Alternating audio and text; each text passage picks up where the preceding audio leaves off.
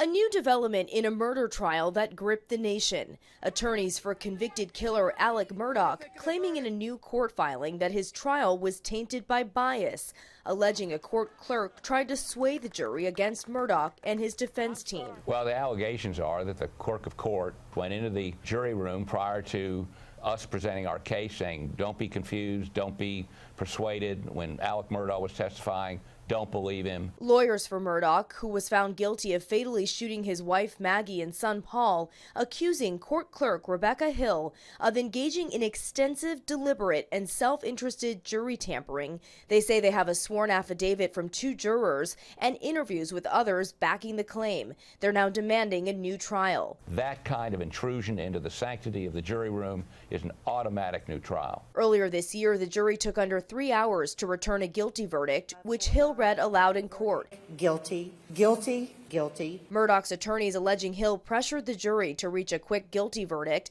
and that she invented a story about a Facebook post to remove a juror she believed might not vote guilty, all to secure for herself a book deal and media appearances that would not happen in the event of a mistrial.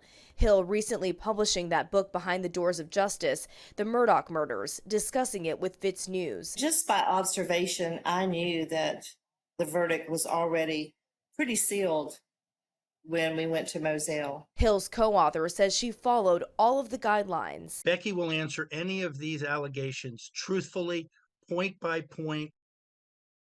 Murdaugh's lawyers say after her book's release this summer, they interviewed several jurors who expressed concern about Hill's behavior. Hill has not yet responded to the allegations. Rena Roy, ABC News, New York.